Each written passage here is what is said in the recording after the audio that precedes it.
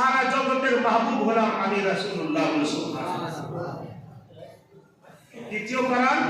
তৃতীয় কারণ হচ্ছে এই যে আল্লাহ রাসূল সাল্লাল্লাহু তাআলা আলাইহি সাল্লাতু তাসলিমের আগে যখন ময়দানে মাহশর কায়েম হবে, নফসি নফসির আলাম হবে, সূর্য মাথার উপরে চলে আসবে, সব নফসি নফসি করবে।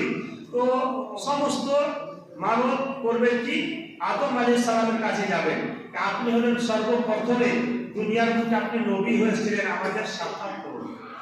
উনি করবেন কি, জাহাবু ইলা গায়রি, অন্য কারোর কাছে তুমি চলে যাও। হযরত ইব্রাহিম খলিলুল্লাহর কাছে যাবেন, বলে আপনি আমাদের সাক্ষাৎ করুন। উনি বলবেন জাহাবু ইলা গায়রি, অন্য কারোর কাছে চলে যাও। অন্য কিছু মৌলানা বলবে যে আমি পারবো না, অন্য কাছে চলে যাও। নবীগুলো ভাবে কথা বলে না, আমি পারবো না, অন্য নবীর কাছে যাও। ওই জাহাবু গায়রি, তোমরা অন্য জনের কাছে চলে যাও। আবার হযরত মুসার কাছে যাবেন, উনি বলবেন জাহাবু ইলা গায়রি, তোমরা অন্য কাছে চলে যাও। হযরত ঈসা নবীর কাছে যাবেন, বলে জাহাবু ইলা গায়রি, তোমরা অন্য কাছে চলে যাও। সর্বপ্রথমে তার শাসবারে আপনার আকা বিশ্বনবী জনাবে মুহাম্মদ রাসূলুল্লাহ সাল্লাল্লাহু আলাইহি সাল্লামের কাছে যাবেন। তা আল্লাহ রাসূল করবেন সবাই সাফাত করাবেন, সুবহানাল্লাহ। উনি আর বলবেন না তোমরা অন্য জনের কাছে যাও। যখন সমস্ত রূহ, সমস্ত ব্যক্তি রাসূলের দরবারে নিকটে যাবেন, তো আল্লাহ রাসূল করবেন কি সবাই সাফাত করে সবাইকে জান্নাত নিয়ে যাবেন, সুবহানাল্লাহ। চতুর্থ নম্বর, সমস্ত নবীর গোবরে সাহিফা কিতাব, বিভিন্ন রকমের কিতাব নাজিল হয়েছে। হযরত মুসার পরে তাওরীত, হযরত ঈসার পরে ইনজিল, হযরত দাউদের উপরে জবুর, অন্যান্য নবীদের উপরে অন্যান্য বই পুস্তক সাহিফা নাজিল হয়েছে। আমার আপনার বিশ্ব নবী জনাবে মুহাম্মদ রাসূলুল্লাহ সাল্লাল্লাহু আলাইহি সাল্লামের উপরে কোরআন নাজিল হয়েছে। তো আল্লাহ তাবারাক ওয়া তাআলা তাওরীত, জাবুর, ইনজিল কোন भी কিতাব আল্লাহ তাবারাক ওয়া তাআলা যত কমবেশ 1 লাখ কিংবা 2,24,000 পয়গম্বরকে দুনিয়ার বুকে প্রেরণ করেছেন, আর যত সাহিফা, যত কিতাব আল্লাহ তাবারাক ওয়া তাআলা নাজিল করেছেন, কোন কিতাবের জিম্মেদারি আল্লাহ তাবারাক ওয়া তাআলা নেননি, বলে সুবহানাল্লাহ। জিম্মেদারি কার দিয়েছেন? আমার আপনার বিশ্ব নবী জনাবে মুহাম্মদ রাসূলুল্লাহ কোরআন পাকের জিম্মেদারি নিয়েছে যে আমি আল্লাহ যতদিন আছে কোরআন ততদিন থাকবে, বলে সুবহানাল্লাহ। আমি আর হেফাজতে নিয়ে নিলাম।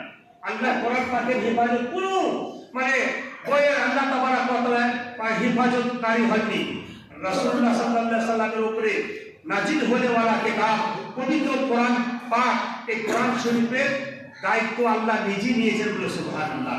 আর এই কোরআন শরীফে একটা জেদ জাবান পর্যন্ত কেউ রদ্দ বদল করতে পারেনি, আর পারবে না।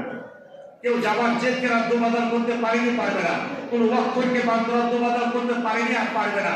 ব্রাদার, এই মতন পঞ্চম নম্বর, আল্লাহ তাবারাক ওয়া তাআলা হযরত আদম আলাইহিস সালাতু ওয়া তাসলিমকে বলছেন, আল্লাহ রাসূল বলছেন যত নবীগণ এসেছেন সমস্ত নবীগণের মিরাজ আল্লাহ দুনিয়ার বুকে করিয়ে দিয়েছেন, বলে সুবহানাল্লাহ।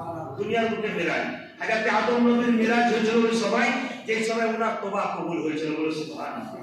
হযরত ইব্রাহিম খলিলুল্লাহর মিরাজ হয়েছিল ওই সময় যে সময় হযরত ইব্রাহিম খলিলুল্লাহকে আগের চিঙ্গালের মধ্যে দাঁড়ানো হয়েছিল। হযরত ইসমাঈল জবিহুল্লাহর মিরাজ হয়েছিল ওই সময় যে সময় হযরত ইসমাঈল জবিহুল্লাহর উপরে গর্দন উপরে ছুরি রাখা হয়েছিল।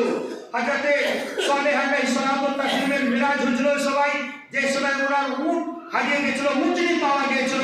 হযরত নূহ আলাইহিস সালাতু ওয়া তাসলিমের মিরাজ হয়েছিল ওই সময় যখন ওনার নৌকা যদি পাহাড়ে লেগেছিল।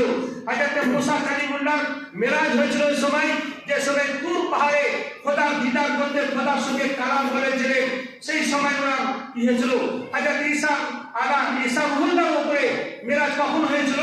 যখন ওনার উপরে হাসির তাখতাকে লটকানো হয়েছিল। আল্লাহু আকবার। এর হযরত ইয়াহইয়া আলাইহিস সালাতু ওয়া তাসলিমের মিরাজ হয়েছিল ওই সময় যখন সাবরে ওনার উপর পরীক্ষা নেওয়া হয়েছিল। আপনারা সবাই জানেন হযরত ইয়াহইয়া আলাইহিস সালাতু ওয়া তাসলিমের উপরে সাবরে একটা পরীক্ষা করা হয়েছিল। সব পরীক্ষাতে নবী পাস করেছিলেন, বলে সুবহানাল্লাহ। ওই সময় ওনাদের মিরাজ হয়েছিল। কিন্তু আল্লাহ রাসূলের মিরাজের যখন সময় আসলো, ওই জমিনে নয়, মসজিদে হারাম থেকে মসজিদে আকসা গেলেন। মসজিদে হারাম থেকে মসজিদে আকসা, আর মসজিদে আকসা থেকে স্বয়ং আল্লাহ তাবারাক ওয়া তাআলা দিদার করতে গেলেন। বেরাদার, দিদার যখন করতে যান লা মাকামে যখন গেল, জিবরিল বলছে ইয়া রাসূলুল্লাহ আমার সময় শেষ, আমি আর যেতে পারবো না। আল্লাহ রাসূল বলছে এখন তো আমার সফর শুরু হলো। জিবরিল বলছে আমার শুরু হলো, আর বোরাক বলছে ইয়া রাসূলুল্লাহ আমার পার আর লড়ে না, আমি ফেস্তে গেলাম। আল্লাহ রাসূল বলছে এখন তো আমার সফর শুরু হলো। একটা আসমান যদি 500 বছরের রাস্তা হয়, সাত জমিনে আসমানে পার গেলে তো কত রাস্তা হবে? তো চারের বোরাক কত পার লড়িয়েছিল, কত পার লড়িয়েছিল, তার শেষ নাই। তো বলছে 500 বছর করতে করতে করতে গেল, আল্লাহ রাসূল বলছে এখন তো আমার সফর শুরু হলো। ইমাম আহমদ রাজা খান ফাজিলে বেরেলভী আলাইহিস রহমাতুর রিজওয়ান একটা কথা বলেছিলেন যে লা মাকা গেলেন এমন জায়গাতে গেলেন যেখানে কোনো জায়গাই নেই বলে সুবহানাল্লাহ।